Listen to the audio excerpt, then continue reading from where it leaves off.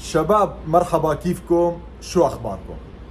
اخوان، في قصة مفروض كنت احكي لكم اياها من بداية رمضان، ولكن كنت ناسي بصراحة.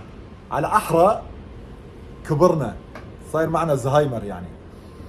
القصة شو بخص ايام الاولي والسحور. تمام؟ انه كيف كنا نفيق على السحور. اولي ما كان في تليفونات ولا كان في منبهات، يعني قلة قليلة كان في عندهم منبه بالبيت. هاي الساعة وإلا جرسين من فوق.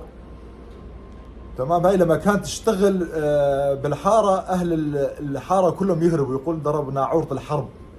طبعا نحن ما كان عندنا مثله بصراحة. كان في عندنا التلفزيون، مو ان احنا له يعني الشخص اللي بدي احكي عليه كان في عندهم تلفزيون. التلفزيون تبعيتهم كانت حديثة ايامها، انه فيك تعير الساعة مثلا الساعة 3 بالليل بيشتغل لحاله. بس هون وين الشرط تبعيته؟ بتحط على اي قناة بيكون شغال، يعني القناة لازم ما يوقف. مثلا مو مثل سوريا الفضائية او سوريا الثانية كان بيتسكر الساعة 12 بالليل. بدك اي قناة يكون شغال الساعة 3 4 بالليل يطالع الصوت، لانه اول ما يشتغل لازم يطالع الصوت. هون هذا صاحبي يحكي لي على حظه مو على حظي.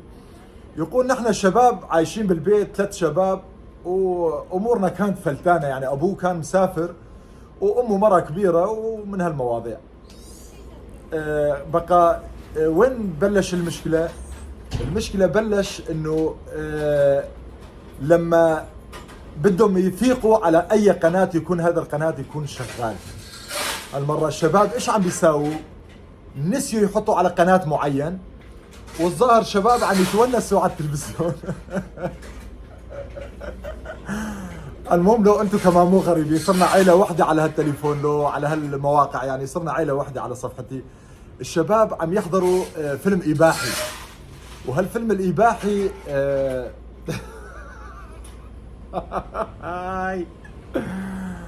الشباب نسيوا يحطوا على شي قناه، ضل على هالقناه، هذا قناه الساقط. والمهم التلفزيون معير اوتوماتيك، يعني معير انه بده يشتغل الساعه 3 بالليل. هذول زاد طفوا التلفزيون ونايمين، حلفوا يمين. قال الساعة 3، قال فقنا على شو؟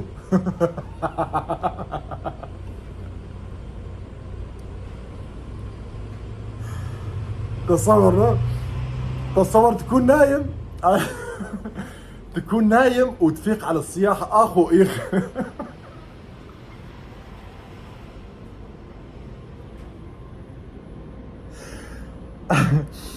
يا شباب هلا اكثركم راح يقول هذا شو قصته يا اخي، عم يحكي قصص وعم يضحك لحاله، انتم بس ذكروا المنظر. تصور انت نايم وعم تفيق على الصوت.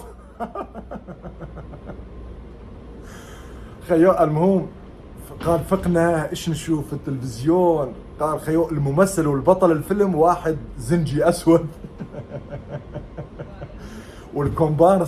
الكومبارسات كواثر، هذول كورس اللي يغنوا ورا المطرب العاده.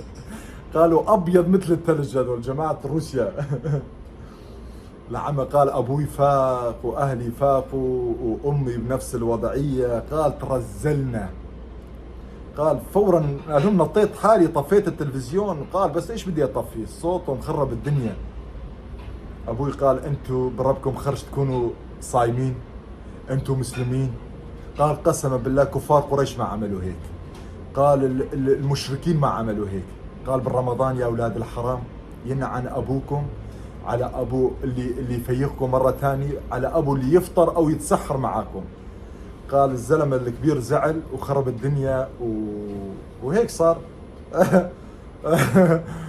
الله يطلع لي لا تسووا لحالكم، طولوا بالكم. ايه بالرمضان هيك شغلات ما يصير، بس بما انه كنا بالبلد وجوعانين او عطشانين.